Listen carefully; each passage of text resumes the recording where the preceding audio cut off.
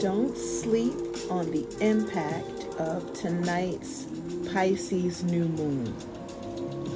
This is Mayhalia Lotus Oshun, initiated priestess, astrologist, artist, entrepreneur, and more. So, don't sleep, because greetings to those who are joining. Do not sleep on tonight's new moon, this Pisces new moon. We already have the accompanying rain, well, for those who live anywhere on the East Coast, and which typically, when it's warmer weather, typically on new and full moons, there will be some type of precipitation. You may want to I hope you're maybe on your lunch break. For those of you who work that way, you may want to get a pen and paper, because this one is going to be a deep dive. I have been receiving messages. It is so thick. It's very thick. Greetings to those who are joining.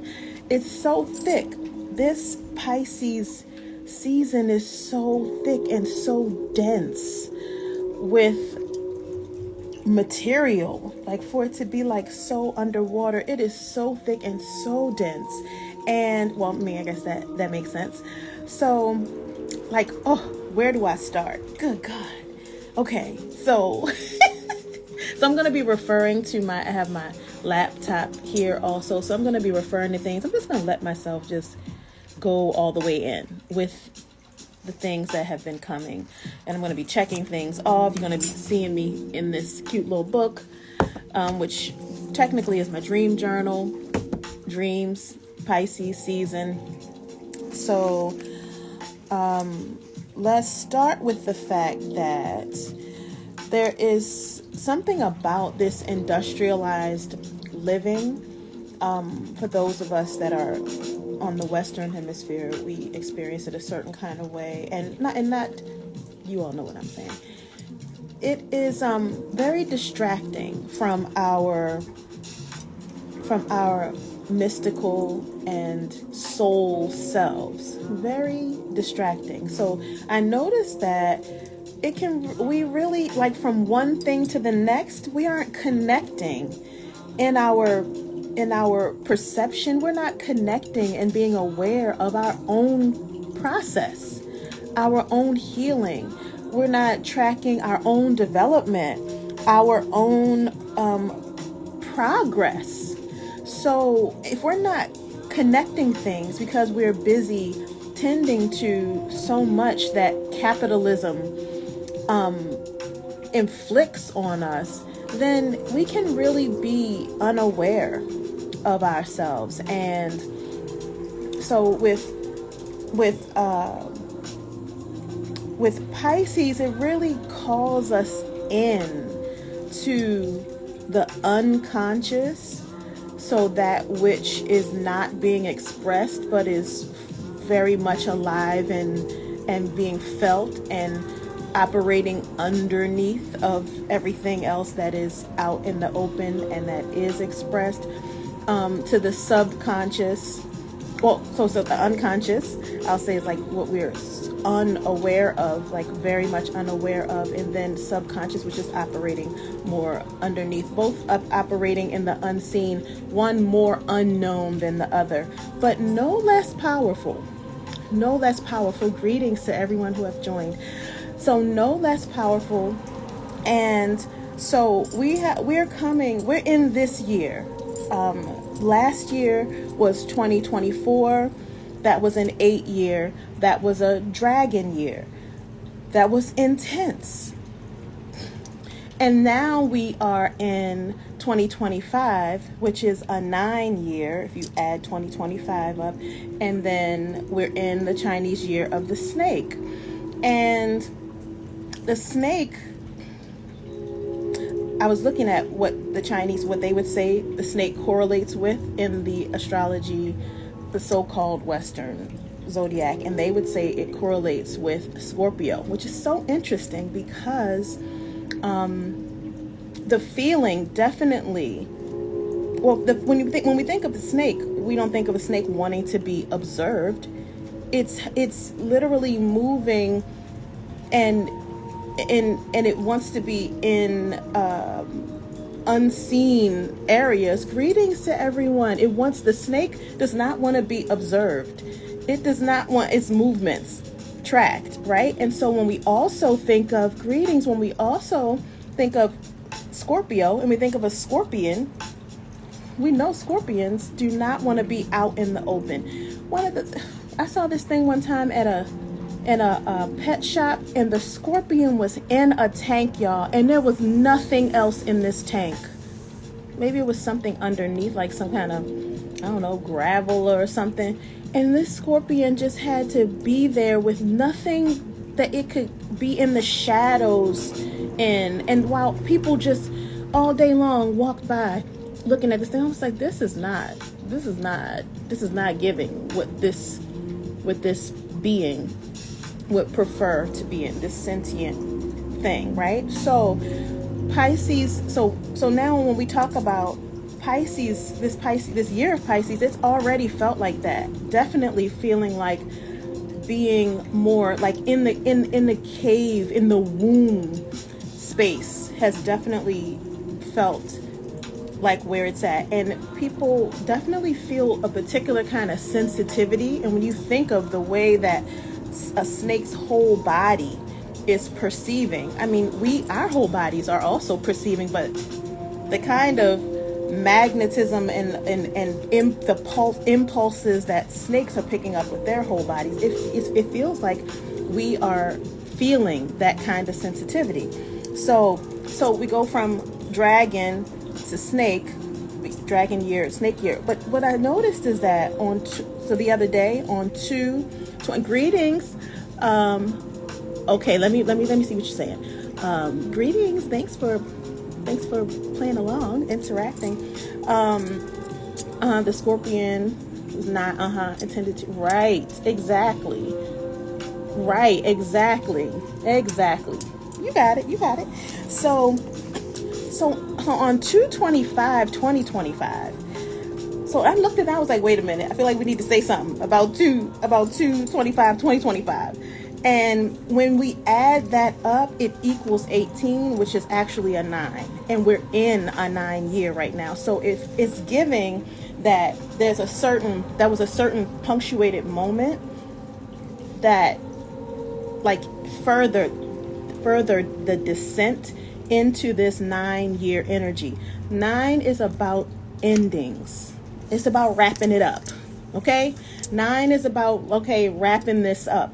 So the energy of endings, typically, greetings everyone who is joining. So 9 is it's the end of a particular cycle. So we have our 9 year cycles, and then we start back over with 1. So next year, yes, I think I'm saying that correctly. Yes. And so 9, and we know 9 months, and then we give birth. It really is a number of fullness, and this fullness is about to burst. Yes, this fullness is going to give way to a transition and transformation that is going to make it where this thing that was holding something is no longer going to be holding something. And that is really like the ultimate form of an ending. But we know with endings, it's like end beginnings, right? So then with this new moon in Pisces, I don't know if you all have felt how very abysmal it has felt. It's been like a descent. Just even as we have entered into Pisces season, there's been a certain descent. And by descent, I don't mean necessarily bad, but what I do mean is feeling all the feelings. That's what I mean. And we know, coming from Aquarius time, it's not that Aquarius energy is not about feeling at all, but really it's about thinking. It's about future stuff. It's about technology. Aquarius stuff can be challenging on the feeling body and also on the physical body because it is so heady of an energy. So then we go over to Pisces and then we just descend down into the bottom of the ocean. And I was sharing with one of my sister priestesses. I'm checking the chat to make sure I don't miss anybody who's saying anything. And I was like, it's like we were on something and we like jumped off of a boat, like in this Pisces piece, and it's like we're descending, like holding something and descending, and we're like, okay, this is good here, you can let me off right here, but it's like the thing just kept going. That's like the feeling of this particular Pisces season, and I am an adorer of the Pisces season energy, and it has felt quite very intense, to say the least. And so some of the messages that have come up, if you're joining and you can stay, please get pen and paper, because we're going in about the Pisces new moon. I should have put that in the I should have really put that, because I sometimes don't remember that you can put a thing and say, oh, this is what this live is about. And I wonder if I can add it in right now. Let's see. Turn off. Let's see. I don't know if I can. If anybody knows if I can like go and put that in now, please let me know if you know of that being a thing. I see a question thing. Anyway, let me continue. So I spent so much time in the bathroom yesterday, specifically also in the bathtub. So much time. And so some of the messages that arose were, for me to convey, were, are you in water enough? Are you in water enough? Let me see, I see this glare. Are you in water enough? Like, it seems like every few years they find out that we're made of more and more water. And so along with that question comes, and do you think that as a born person, you are more advanced than your fetal self? What? Do you think you're more advanced than your fetal self? That was in fluid 100% of the time? That had everything it needed. Let me see. In water, floating, totally nourished, hydrated, oleated, totally oxygenated, with your own tether to your mother by way of a dedicated purifying apparatus that your mother gave you, with her very own body and being. In triple darkness, you were nourished unto perfection. What? So, are you in water enough? Like, for the kind of being that you are you in water enough? And so I'll just speak to people who may live the way that I live. You live in the city, or you live in, you're living in an urban type of situation. How often are you submerging yourself in water? Good brother. Greetings, good brother. Good brother Baba Akindele. Are you in water enough? Are you submerging your body in water enough? How often? We are so clear that little children need to get in the bath every night. We're so clear about that. And what happens to them when they get in the bath at night? It's not only just getting dirt off of them. They are interacting with the mother element. When they are submerged in water, they are interacting with the mother element. They are recalibrating themselves to the substance that is life-giving and life-sustaining for them. That's what they're doing in the bathtub. They're not only just getting dirt off of them, and it's doing something to their nervous system. It's reminding them of their primordial mother womb connection. it's soothing them, it's comforting them, it's connecting them, right? And so at some point something starts to happen, and then we get older and we think we don't need that. We need to get in the water. We need to put our whole bodies in water regularly. What is regularly? So some things that were coming were, oh, do this on the new moon and the full moon, if no other time. No, the new moon, the full moon, and then on the 2 quarters in between, right? You could do this. Yeah. And I recommend that we do it that we put our bodies underwater a few times a week. I want to say every day.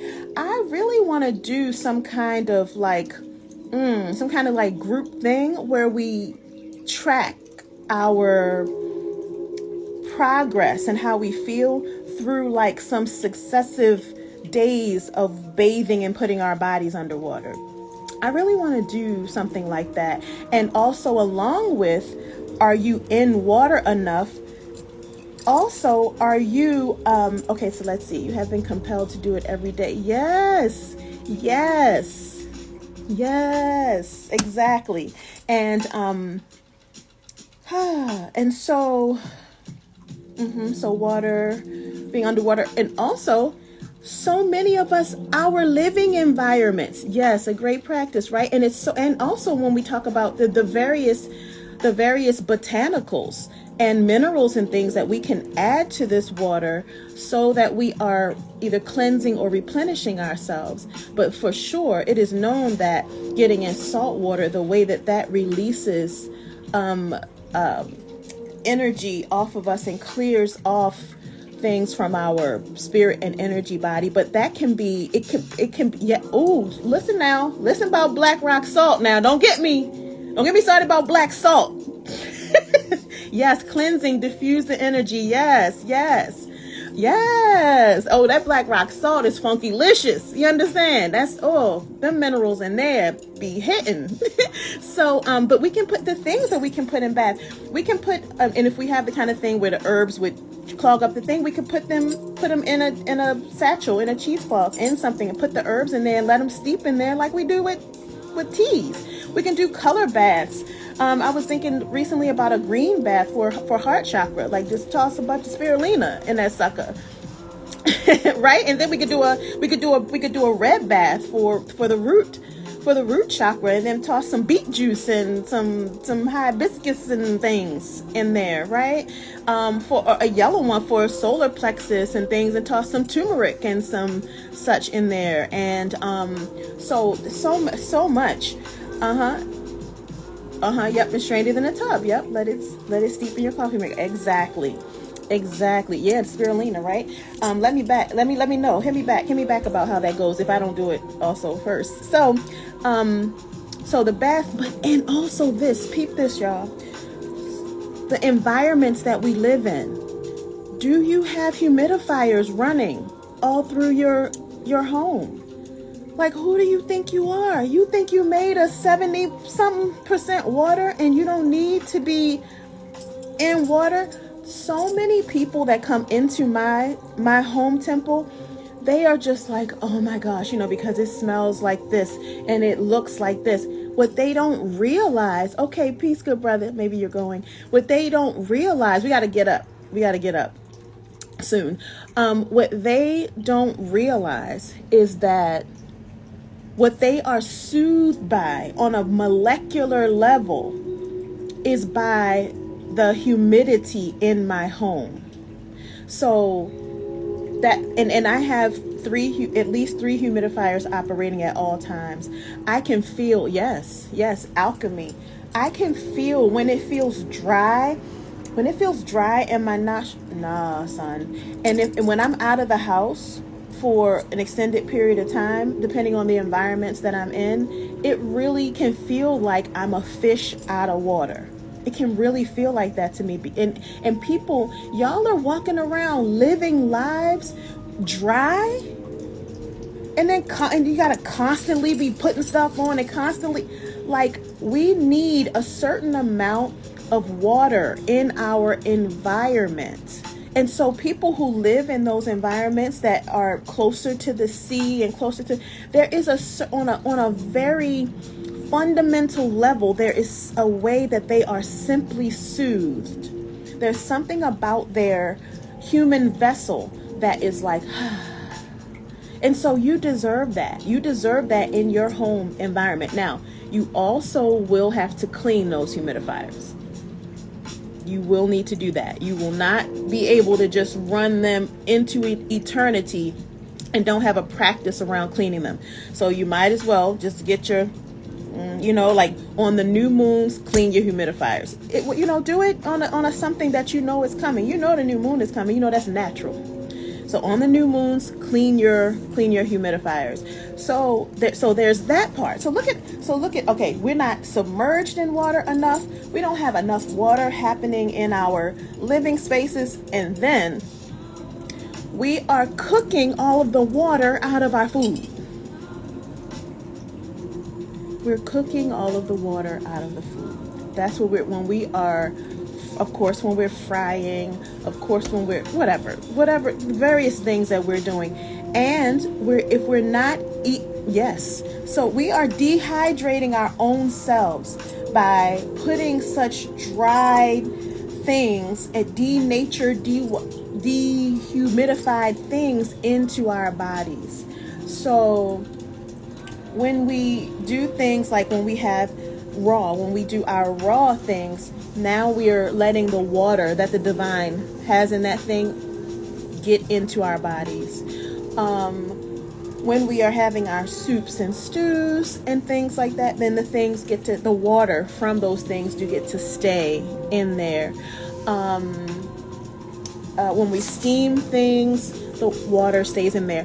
I'm telling you, when I did my duck flower cleanse last year in the spring, and I hope that you will be preparing your body right now for your spring cleanse, and that you will have a deep cleanse at the spring equinox and at the fall equinox every year.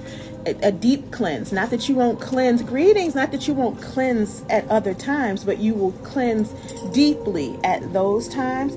And so this is the time to prepare for that.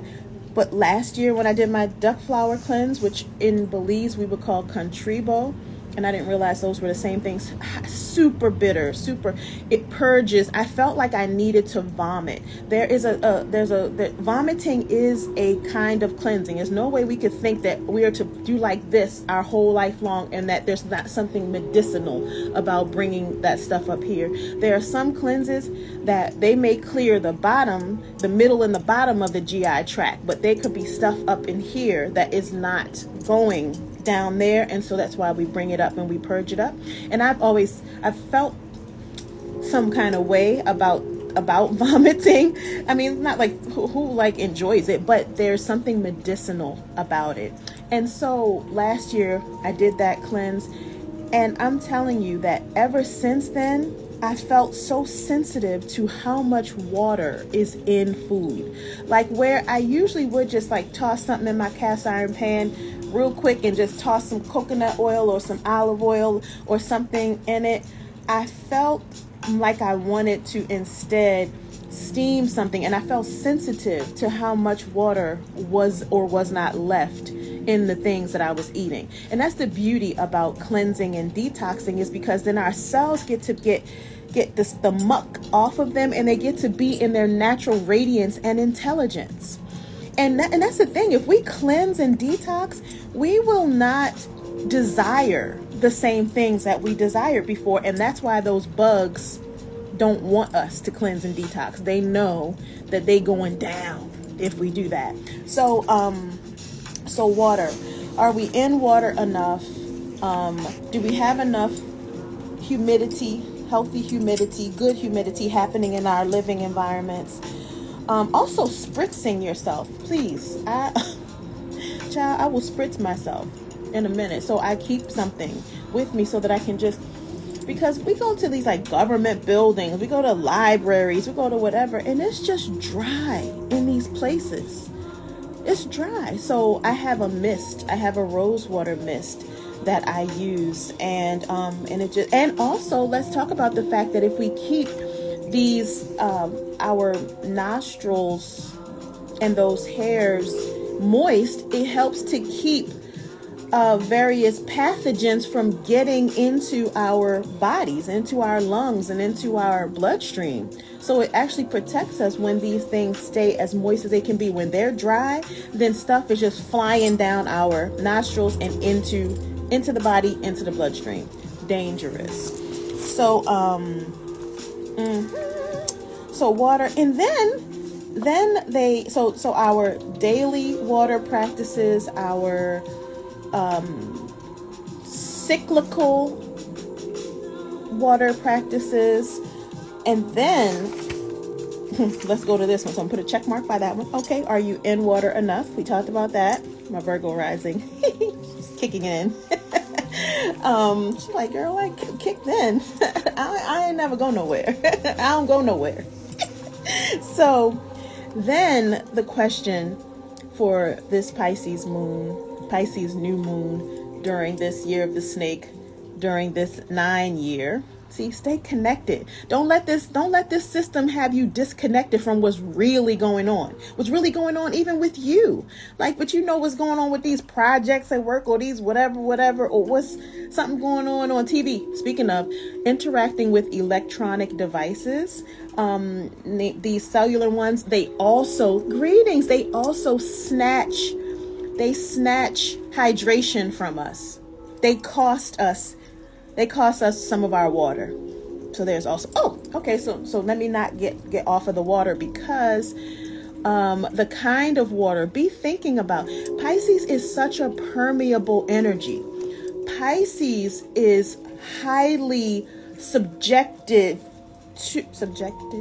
to what is in its environment, passing through and coming into it, right? When we think about water is, when you introduce anything to water, it'll turn the color of the thing you introduce it, it'll turn, like that.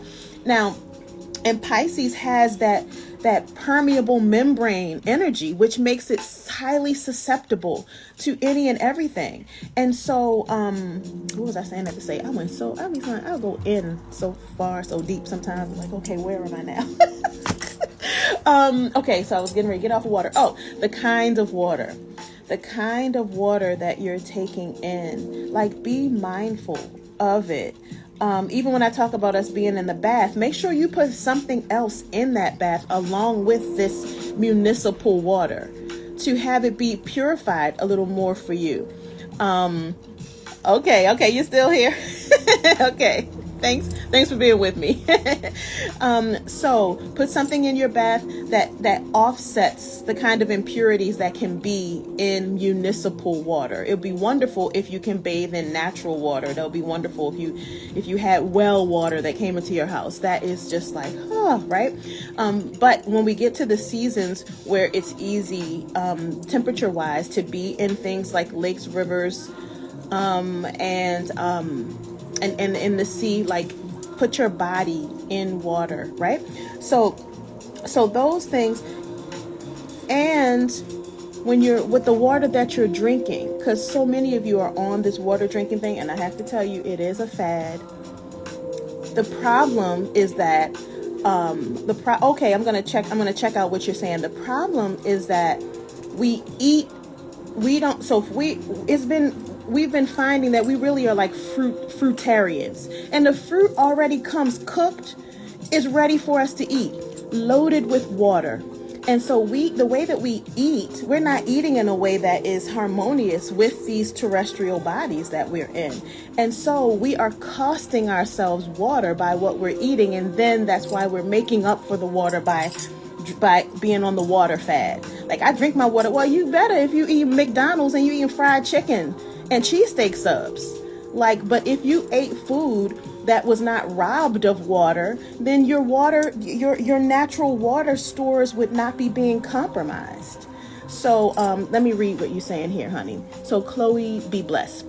Also, most people don't know that ChatGPT is only possible because of a supercomputer, one that heats and overheats at times. To combat that, they use water. So using ChatGPT every time you look at that. Wow.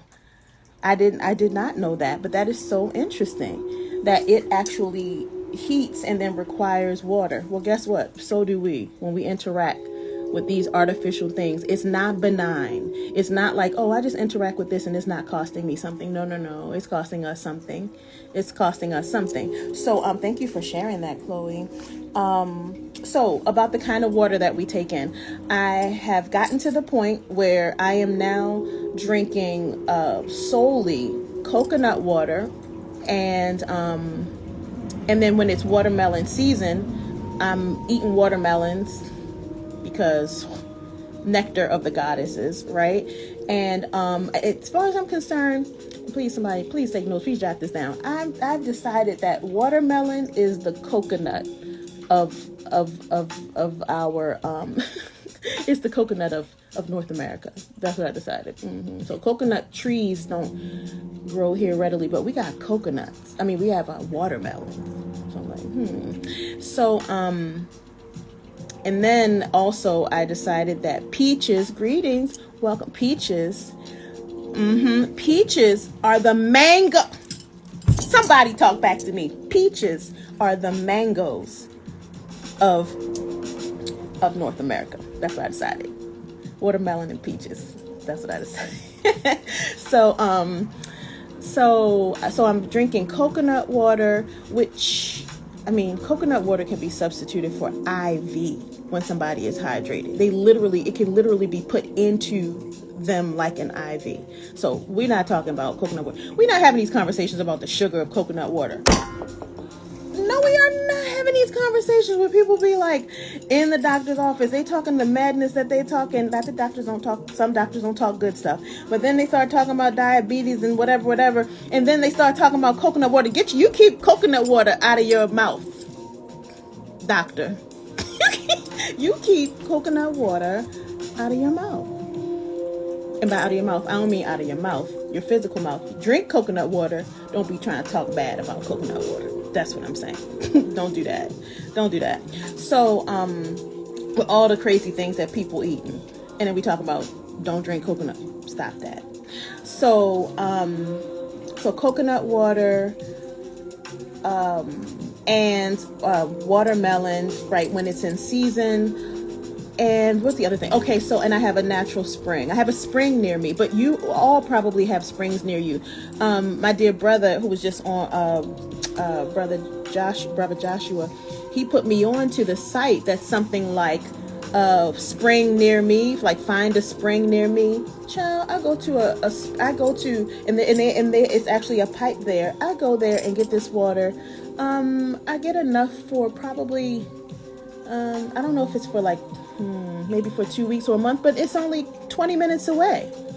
It's 20 minutes away, and that's the water I'm drinking. I'm now moved on to the point where that's all I'm using in my hair. I'm not to the point where I have enough of it where I can just fill my bathtub with it. But speaking of bathtubs, water, more. Put your body in rain. Like, we shelter ourselves from rain. Now, true, it can be it's particulates in the air and you live in it, whatever. But put your body out in the rain. Put your find a way. Put a bathing suit on and put your body out in the rain. Like don't be hiding from nature. And oh, so glad I made it into this artificial environment. Oh, shelter in an artificial environment with things in it that's robbing and snatching things from us, and that's what we interact with all the time. So stop this. Like, be a natural human, and be a proper custodian of this divine temple that you decided to be incarnated in. Okay, let's see what you're saying, honey. Okay, yes, peaches are your two favorites. You have a source. What we are indigenous to. We had to source what we are indigenous to. Help me understand what you were saying there. Peaches, yes, you get it. Peaches are the mangoes of North America. Let's get into it. Okay, so yes, so the water that you're taking in. Yeah. Greetings, welcome to those who are joining. All right, moving on. Please join. Bring your Bring your notebooks and your pens and pencils. We are going in. So some other messages for this new moon in Pisces have to do with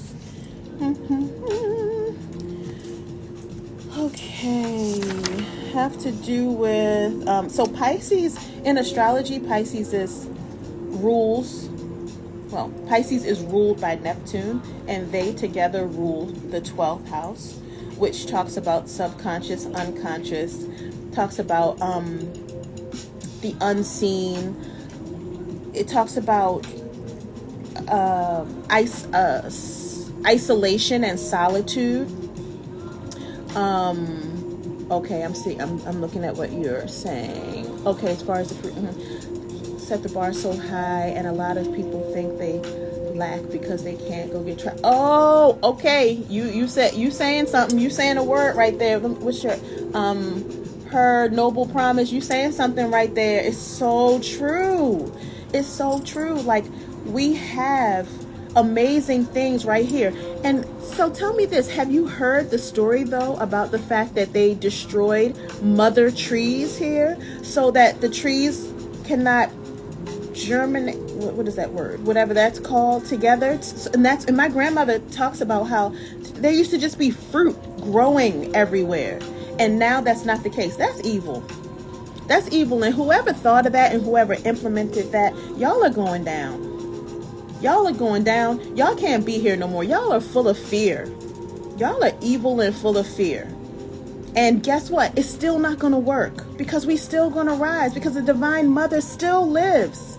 And she lives in us, and she keeps on living. Like, nothing's going to stop us from settling on the best part of whatever is available to us. Nothing's going to stop that from happening. So, okay, back to what you said. I went off. Okay, so back to what you're saying. Yes, we have, of the things that are available to us here, we have some wonderful things. We have fruits, we have berries, we have things, and we can eat the local things, and we should. And not that we can't benefit from eating some things that come from some of the places that we come from, but we have some vastness here to really tap into. And I can see what you're saying about celebrities making it seem like it's all of this like tropical stuff, and we can't get to it. Like, we have wonderful things right here. Let me tell you, most of us don't even know the waterways and the flora and fauna of where we live. Isn't it interesting that we went through school and we weren't taught that? Like, what in the world? So where the rivers that are around us, the lakes, where the river meets the sea, like, each of us, let's find out where the major river that's anywhere near where we are, where does that river meet the sea? Where does that's an important place where that brackish water is. And that's something good to know, like where that is. And knowing more about the herbs and the plants that are indigenous to where we live. But this is a part of what, now I'm going off, but this is a part of how they turned us away from the naturalness of where we really live and where we are, by having us think that we're not at home. If I'm not at home, then I don't have to know this place.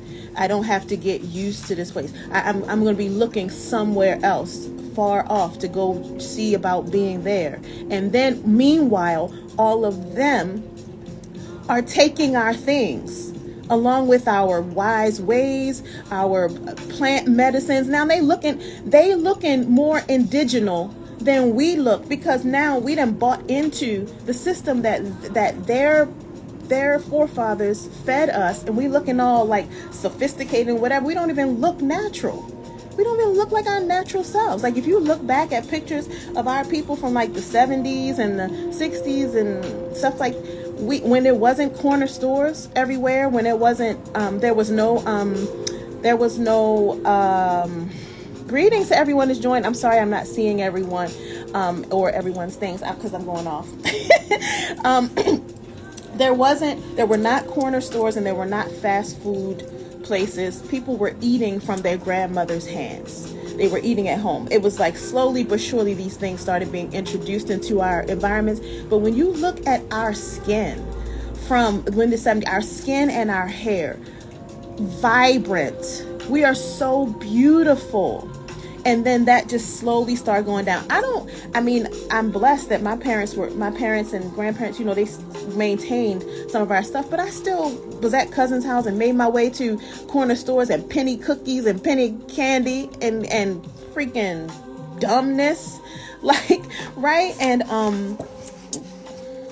we really should be angry at these people that get to come and set up shop in our neighborhoods and feed poisons to us. We really should have a problem with that. So, right, and benefiting from it. So some more messages that came is about 12th house, Pisces, also Olokun. So Olokun, the owner of the seas, is what Pisces syncretizes with. I would also say Mami Wata because she all the waters. like who gonna fight me about me saying her? Greetings to you all who have joined. And so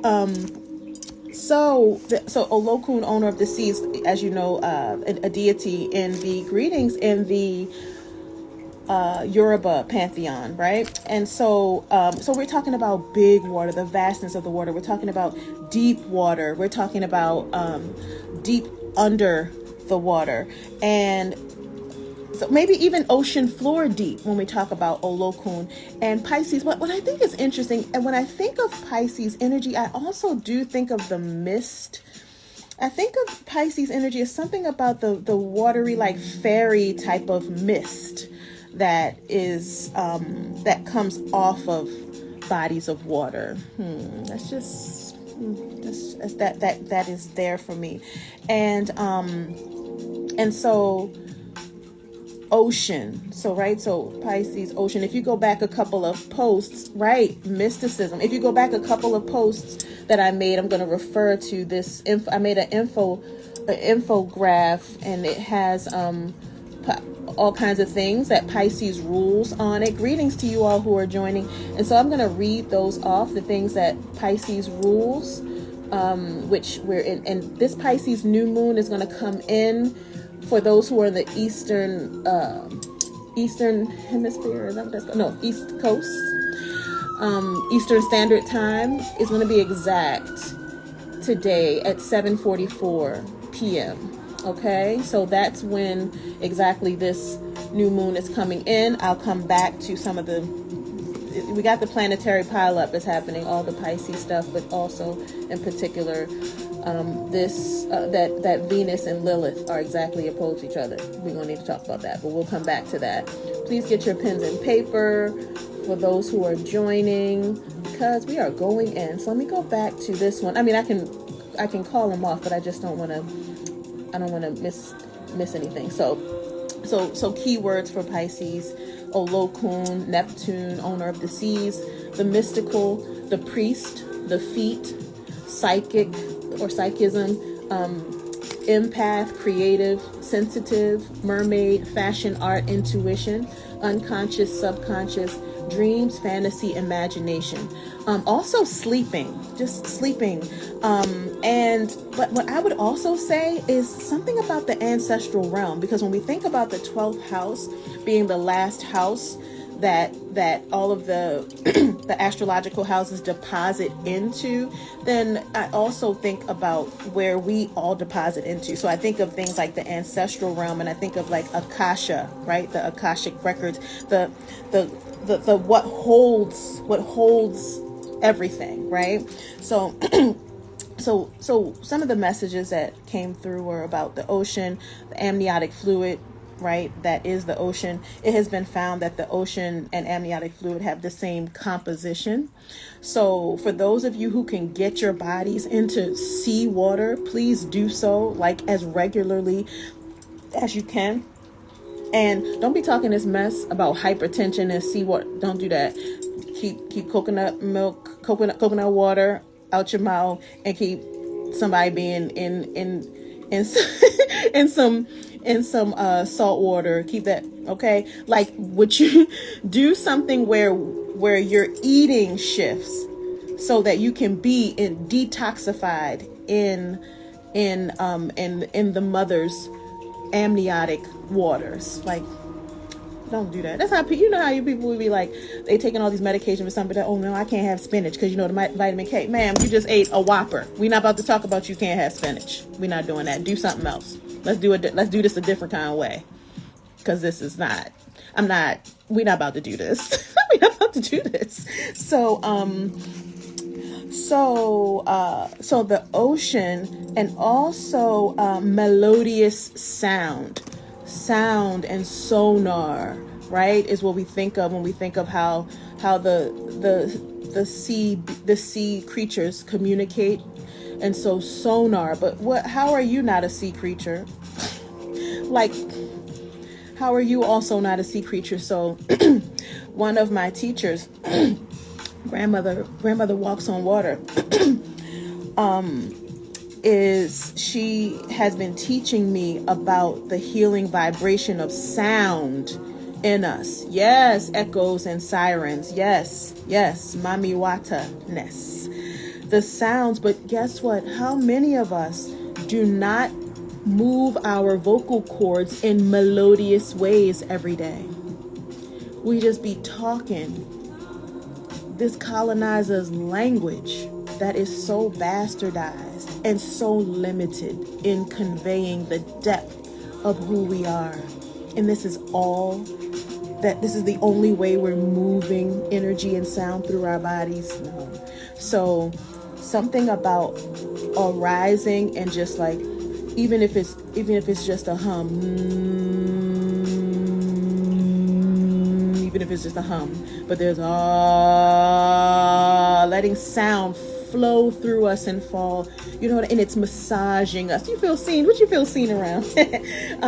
It's massaging something as it's flowing through us, and so the importance of this. And then if we are not letting primordial sound flow through us, then what is our echolocution? Like when we are locating each other because of sonar that bounces off of each other, what are we giving and what are we getting back? What's pinging and then coming back to us as a reality and as a frequency? What is that? What is that even, right? So it's foreign. It's an alien invader that we are speaking, our language we're speaking through. And then what we get back is something we're just like, what? And we have so much where we're not understanding each other. And so one of the messages were, so the one I talked about, we said, are you in water enough? And then the other one was, are you in your feelings enough? Like, how much are feelings vilified? So vilified. Like, yet what they simply are, they are indicators. They are simply indicators. They are indicating something about our positionality. They're indicating something about how our thoughts are flowing. They are indicating something about our proximity to our own, like, ori, our own destiny, to our own bliss. They are in how they're shaped, they're representing the energy of something. And it seems that we often have been being talked out of the importance of our feelings. Are you in your feelings enough? And in your feelings, meaning not that they are bossing you around and just spurring you to do things and you're just like, what the heck was that? But are you honoring them? Are you revering them for the information that they are giving you? The most important thing your feelings are giving you information about is about you. And you want to listen to what the messages are that they have for you. Emotional manifestor. Okay. Be a human. Okay. Oh, so I'm not familiar with the human design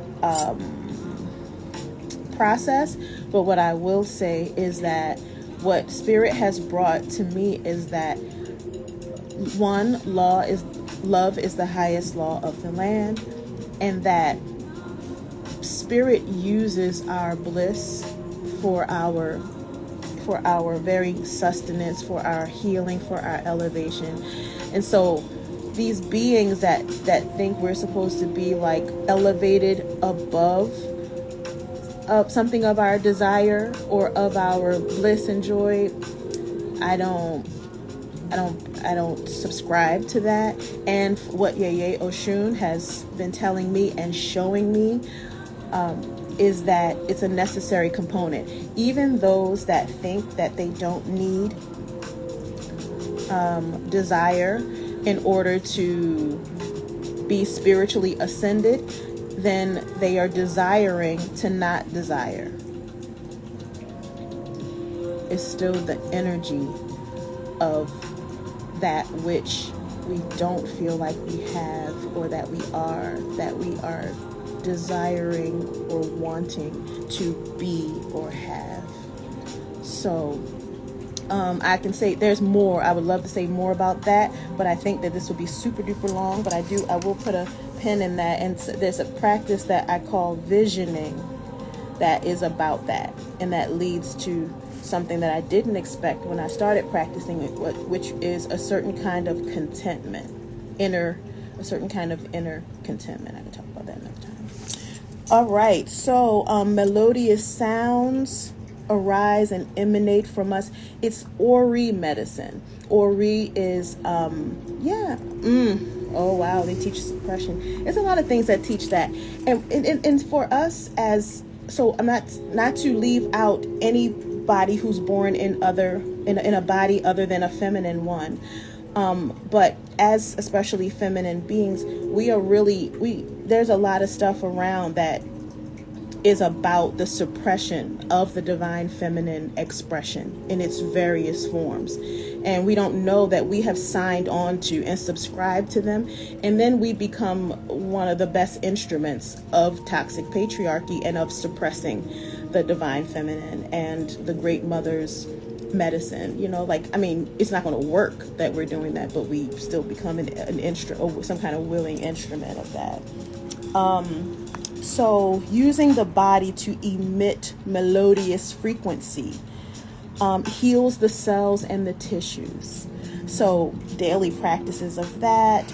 Also seawater, sea vegetation, natural spring water that you go and get yourself.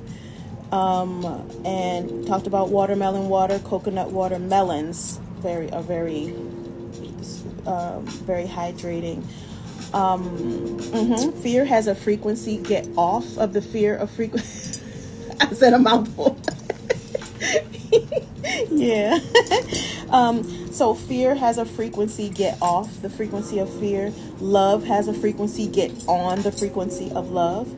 The earth is an aquarium. Okay. Feeling is intelligent. Not feeling the intelligence of feelings is handicapping. Okay, that's a handicap.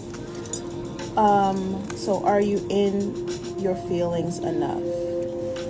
And the thing is, so we just don't have ways of I don't want to say processing, because that can just sound manufactured. We don't have ways of being with our feelings in a way where we can draw from their intelligence. So we just there's unlearning, and then there's learning and like repatterning that we need. Talked about the mother and the womb. Okay, get in water. Also, oleate yourself. Nourish yourself from Mother Earth. Oleate, so your good oils. I hope you're taking them into your body. I hope that you are putting them on your body. Okay, that brings me to the mermaid home sea bath. You can go to my website, and one of the tabs on there, you'll see mermaid home sea bath. And that is a particular ritual that Spirit brought to me through some of my womb studies and my holistic studies and priestly downloads and practices. And I recommend that you observe that on the new moons. You can do it on new moons and full moons, but especially on the equinoxes is a wonderful time to do that healing and detoxifying practice. One day I'll do a live or a video just about the mermaid home sea bath and go into the details of the various practices, the aspects of that ritual. As a disclaimer, if you are a person who can fall into possession, if you're a Olokun type of person or a Mamiwata type person, let somebody know that you're going to go do the mermaid home sea bath, and then let them know that you finished it, because we don't want to lose you. Okay, we don't want to lose you just you possessed or something somewhere in a tub in a tub in your bathroom or something. So that and spicy. So we talked about good oils. Talked about that. It's so much to say about why proper oleation is important. For a lot of us, that's why we crave fried foods, because we don't have enough good oils and fats happening inside of us. So it's something to be said for detoxifying and cleansing, because then once again our cells can get the stuff off of them, and then they can regain their natural intelligence. And then they will want what is good for them. They will want what sustains them and what enlivens them and what is vital for them. That's natural. It's not natural to want that which draws life from us. That's not natural. Pisces energy is about suppleness, and that speaks to the power of the water element. I looked up because of how I feel about oleation and hydration, and just like that. And so I looked up about joints. It's like, okay, seems like it's oils lubricating the joints. Water is lubricating the joints. I was like, what? And so lubrication is about water, as well as not only is hydration about water. Lubrication is also, I would have thought lubrication was about oil, but water does that too. But then it also spoke about how the oils that are in the waters, why come from ancient animals, y'all.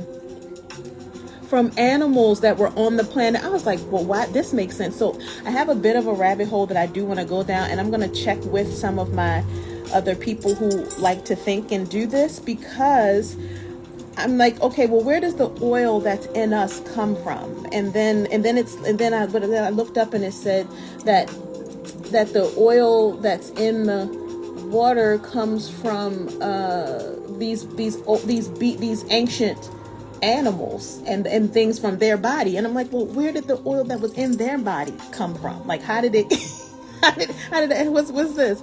So I'm going to take a look at more of these kinds of things, and I'll let you all know. So it says that water can contain where is this thing? Explanation. Oil is a fossil fuel that is made of hydrocarbons, which are mainly carbon and hydrogen. Okay, wait a minute. Okay, oil is formed from the remains of plants and animals that lived in oceans, lakes, and swamps millions of years ago. Okay, we'll put a pin in that for another time. So that blew my mind. Okay, so with this north node,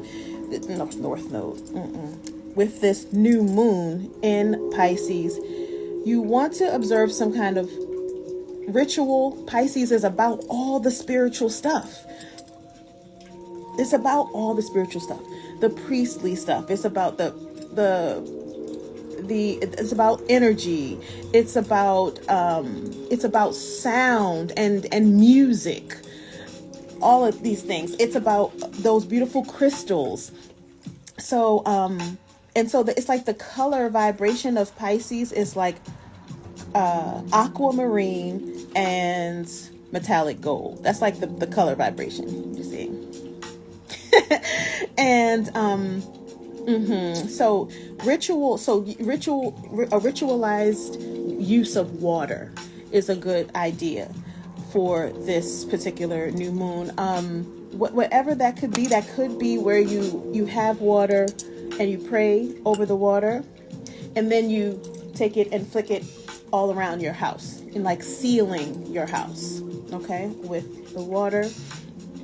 And also that could involve you using shells, the ocean shells, right? So using shells, you could also put shells in the water to imbue it with the energy of the ocean. Yep, I have one of I don't have it over here right now, but I have one of those over there. And then also using your shells like for your smudging and things, and of course spiritually bathing, also praying over your water and then drinking it, okay? Or even saying, if you have a spiritual name, a name that really calls you to who you are, saying that name into the water and then drinking it. That's a ritual that my Ibeji and fellow Oshun priestess shared with me many years ago. It also reminds me of a Yoruba water incantation. It goes Omi Labuwe, Omi Labu Mu, Omi Labu Sensei, Bomi Babale, Omi Anipa Ojobale Tawarawara. I think I said all the lines of it. And it goes something like, coolness is the way of water, let me be cool. Calmness is the way of water, let me be calm. Purity is the way of water, let me be pure. Water has no enemies, let my enemies become my friends. So that's a wonderful incantation as well. I have that somewhere on... where do I have that? I don't know. Maybe I'll put it in a story after this. But I have posted it a couple times. Pisces rules sleep and dreams. Talked about that. Swampy, marshy, boggy, right, is Pisces energy. The message that came had to do especially with twin flame people and about initiation. There are some of you that are walking around and y'all know y'all supposed to be initiated. And there's a thing where it's like not everybody has to be initiated, right? As a priestess, as a shamaness, as a medicine woman, as a right, as a sangoma, as a whatever yogini. Water near your bedside at night to recall a dream. That's a great one. Yep, that's a wonderful one. And and of course keep that the spiritual hygiene of that. So dumping that each day. Spiritual hygiene is an important one also for Pisces energy because of how permeable the Pisces membrane is. So that's an important one too. So like when you come home from, if you're in a stressful place or whatever, like take the clothes off that you had when you were in there, and don't put them upstairs in the hamper with you. Toss them in the basement where the where the washing machine and dryer is. Things like that. After you spiritually bathe, make sure that you cleanse the tub, and that could be with smudging. It could be with, well, you don't have to be spitting gin, but it could be with some intentionality around washing away that which you have been cleansed of, some intention around that. And cleansing the hair. Yeah, I would say cleansing and purifying the hair. Yeah. Oh, glad you said that, because if I wear my hair uncovered outside, y'all, I don't then sleep in that hair. And I think a lot of us do. But now everything from where we just were outside in the world is now in the bed with us. No, so I don't do that. So something to consider. I know it sounds like a lot, but I think we were meant to have water and purifying things happening in and through our hair on a regular basis, like on a daily basis. And I know that there are some of us that don't subscribe to that. And I know I have a certain kind of texture of hair that could make that maybe easier, but I want to honor the people who look like me, who do have the kind of texture hair I have, who maybe also are American Indian, you know, like that. I want to just really lift us up, because we have really been in hiding about that being okay, that's who we are. So so it's okay if the way that we need to deal with our hair is differently from the way that some of our brothers and sisters that have coarser hair have to deal with their hair. I mean, it's all right for me to be like I am too. like I matter here. So I think I'm gonna wrap this up, and then I'll do a next one about Black Lilith and Venus, what's happening with them, and then maybe I'll even talk about that Chiron and Aries that speaks to the permission to take up space, like I just mentioned just now about my own being. Let me make sure. Okay, so I mentioned the thing about priest things and getting initiated. So no, I guess it's not for everyone. I don't know. That doesn't really feel. I'm not going to say that, because I don't know if that resonates for me. Like I feel like something about being born, I feel warrants us being initiated into our priestliness. And so that just feels, I don't know. Okay, honey, let's see. You locked your hair so you can cleanse it often. Yes. Yep. Yes. So beautiful. And greetings, welcome. So okay, so yes, about these initiations. I mean, birth is an initiation. For not only the mother, but also for the baby, but also for the father, but also for the family. Hey, greetings, dear brother. Okay, so let's see. I feel called to, but the price tag has been so unattainable with the people. Okay, understood. So, there are various ways of initiating through various traditions, and so that can look so many different ways. Like the way that I am initiating people is not in the same way that I was initiated, but it is through the lineage, obviously, that I was initiated through. But who I am and what all comes through me. So let me say this.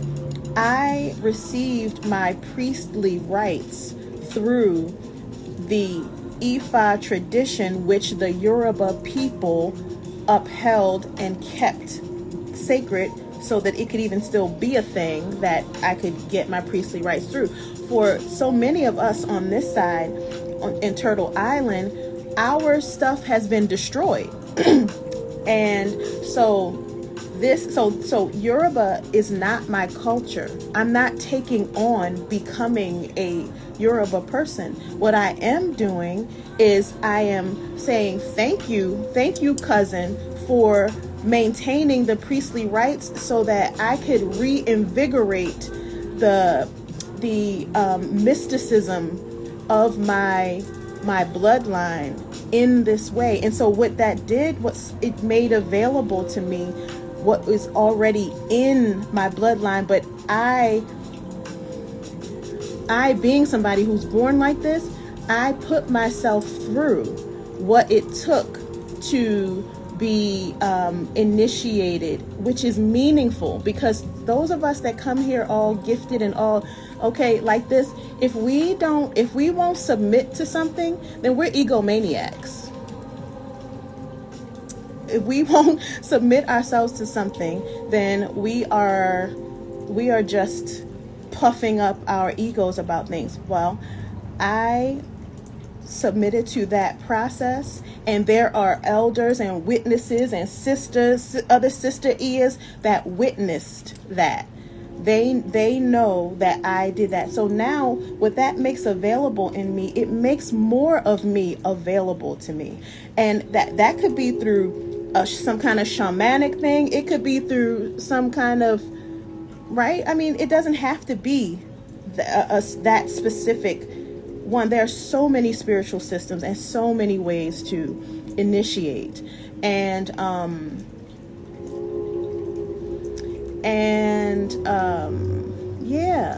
so and I'm going to talk more about that. Thank you for that. I'm going to talk more about that because my people were very clear when I was in training. They were like, okay, but this is not your culture. That's what they were telling me. And I was like, okay. And my godmother, though, incorporated things about American Indian native things into like our prayers and such, because her mom is from here, from Turtle Island. And both her parents are from Turtle Island, but her mom's, she knows her mom's lineage of American Indian. And so she did that. And then I was shown that after my initiation that I was going to meet some Native American Indian elder, and that they were going to give me another name, and because of a process I would go through with them, which is more about my actual culture. And so that actually happened. They showed me that vision. I was in training, and that happened some years after that. And so that's where Mayhaliya comes from. That's where that aspect of my priest name comes from. But Oyadara Oshuntola is my priestly name that came with the rites that I received through the Ifa Yoruba tradition. And so that's that. And for a lot of us, we do need to get into our own ancestry. But by ancestry, what I mean is what you can find out from your living, from your people, from your stuff. And because it really is appropriate for us to have that kind of stuff in place and have some clarity about that as we go through other kinds of rites that may not be specifically of our culture. But the thing is that in and of itself, what priestly rites are, there should be something that is consistent that's through any of them, even though they don't have to be, the shapes of it don't have to be the same. So I'm gonna honor, so I'm an Oshun priestess. If I meet a sister who's a Heteru priestess, I'm honoring her. Like we like that's that. If I meet someone who's initiated through contemple, I think that's what it's called. I'm honoring them as a priest, as an initiated person. What it becomes is it about how are we using the tools that we've been given, and are we healing ourselves, healing our bloodlines? Are we healing our egos, our pain bodies? Are we engaged in practices that are doing that? And because people can be initiated and not be doing that as well. So yes, when I think about, I was going to end there, but when I think also about my the big brother Cosmo, who's an astrology one, he will go on as long as he wants to on his live. he be on there, honey. Okay, I see your family. Okay. Well, okay, but here's the thing. Let me tell you this. Greetings. So my ancestry would speak to me through the things I feel drawn to. We just taught to not trust ourselves, because I would just feel drawn to certain things and then let myself have those things. What? So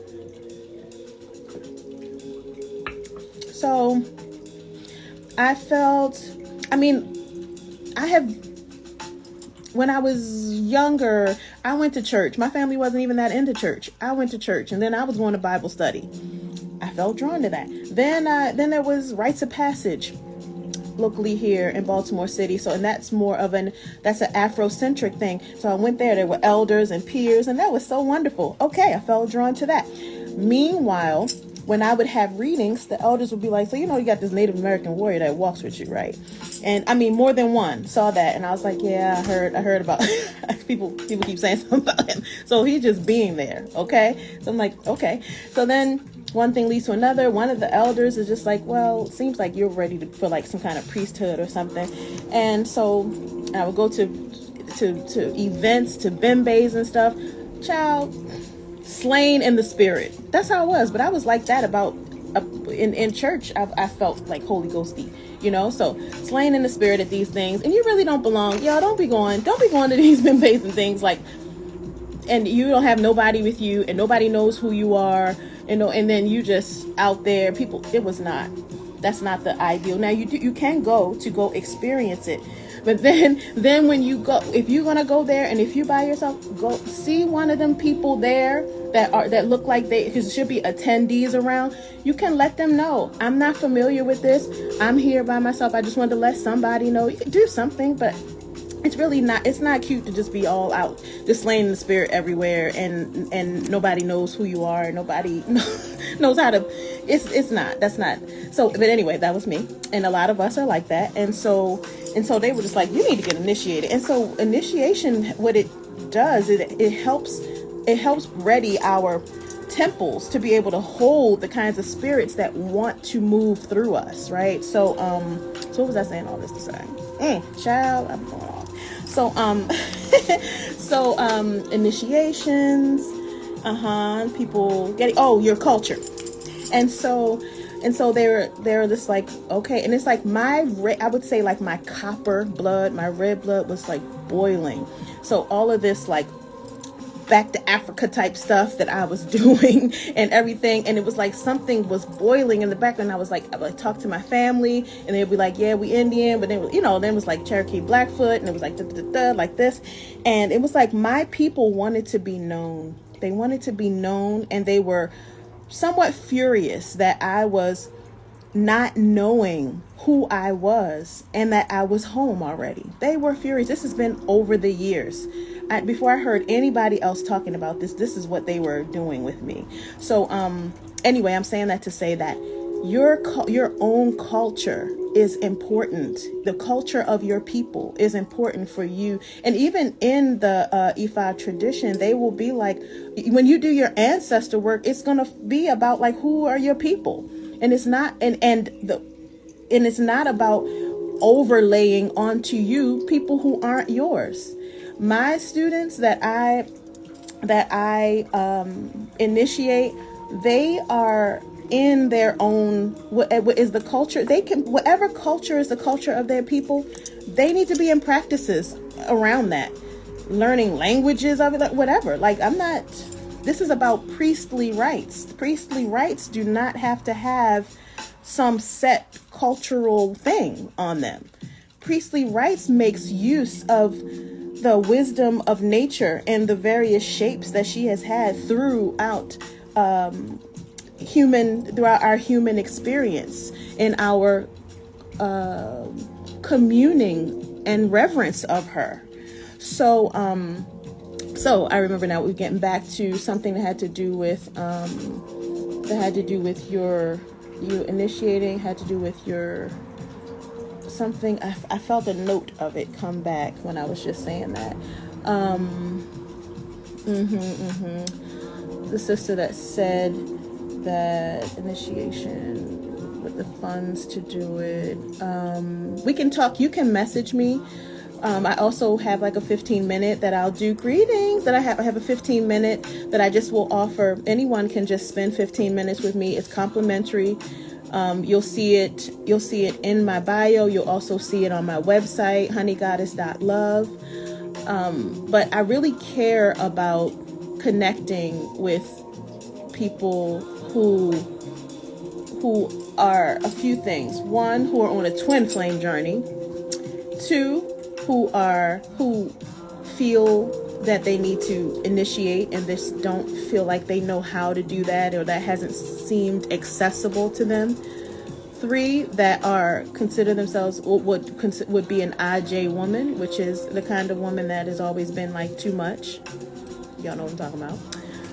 And then also sisters who are 35 and over who want to start observing their womb healing and wellness practices in such a way so that when they do go through what some would call a change of life, that can happen as smoothly and sweetly as it possibly can. All of the above. Come on. Come on, honey. So that is what I really care about right now. I care especially about connecting with. Oh, okay. I'm supposed to. There was something else about that initiation piece that was there. Okay, so your own culture. It's like bring like whoever your people are. That's then in and through their things. Oh, somebody. Okay. Somebody said you don't know your people. Your people died out. Through you, you are living. You are the living representative of your people. So I felt like this. Just don't judge what you feel drawn to. Don't judge it. Let yourself be drawn to it. Let yourself go get it. Like, let yourself be like, I don't know why, but I want to go be in this Buddhist temple. You ain't got to know why. Like, you don't have to understand everything. Greetings. You don't have to understand everything with your logical mind. There are things from the depths of you that have been suppressed, not by you personally, initially, but that have been and are being suppressed, and they are peeking out and seething through, and that's not always going to look like something that you can just identify and be like, oh, I know what that is. But you feel an inclination to go to a Shango Baptist church, then go and see what that feels like for you. You feel the inclination to go to a Satsang, where there's some Far East guru is speaking, go.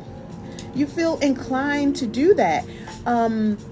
You feel, so just let yourself, like, because they're bringing some of your culture back. You're like, I don't know, I want to wear these clothes that look this kind of way, and I don't really understand it, but I know it feels good on me. Okay, wear it and feel it.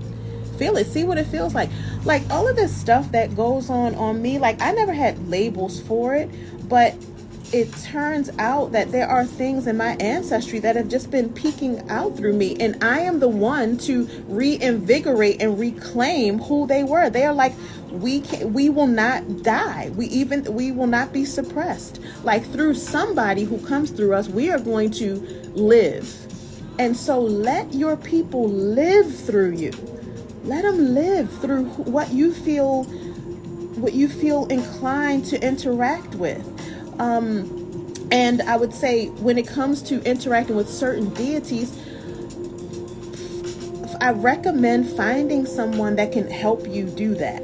Okay, so I'm willing to guide someone in things if you feel like, because and what I've found is it doesn't have to necessarily be a specific person that is initiated to that specific thing, but what you want to do is you want to learn how to commune with spirit, right? In spirit's various shapes and forms, and you want to learn the countenances of various spiritual energies, which really should be should be connected to something in nature.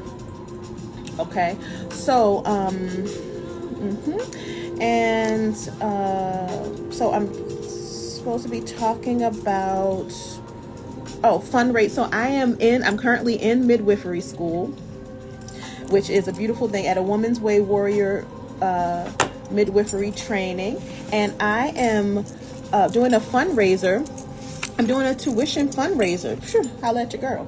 Okay, so I'm gonna tell you so I do a few things. So I have an apothecary, so I make products. I made this golden moon butter. Well, I'm saying I made it. Spirit brought me this. This is a long story. I'll do a whole post that's about the womb healing journey. And so I received this as a womb healing butter, but people are using it for stubborn eczema. So you can use this on your womb and on your breasts and on your hips and on your buttocks, and use a heating pad with it and let it be healing like that. But my brother he used this. This is his moisturizer. So, so letting you know this, about this. And so you can go on my website, honeygoddess.love, in the apothecary, and you can get some of this. Again, I'm raising funds for midwifery school tuition. I'm halfway through school. Thank you very much. I have various oils that I craft, so body oils, but I like to call them just aromatic oils, because I really don't want you to put this directly on your body. It's more like, and I know that's what people have been saying about body oils, but these things can disrupt hormonal things if we put them directly on our body. So I recommend that you put it on something that you're wearing, you know, something like that. But I have ones, people are quite a fan of Black Moon Majesty, which actually is a Mami Wata. That's a Mami Wata oil. And then also I have an Awaken Love, which is a little more floral. And so this one is an Oshun, and this one is an Oshun inspired oil. And then also I have fresh Ashe essence. Lord, I don't know what y'all just saw when I turned my head, because I have this, things is going wild back here. I have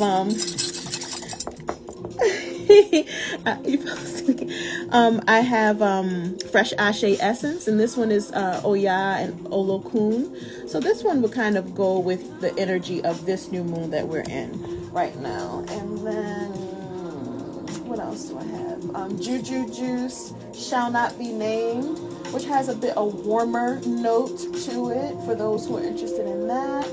And the ambergris, which is really amazing, that it's a resin, and you put it on hair, you put it on your ori, you put it on the hair under your arms, you put it on the hair even on your pubes, and that is that helps to increase the magnetic watery element and dispel darkness, and it brings a sense of, what is that called, of confidence, of self-confidence. That should be arriving very soon.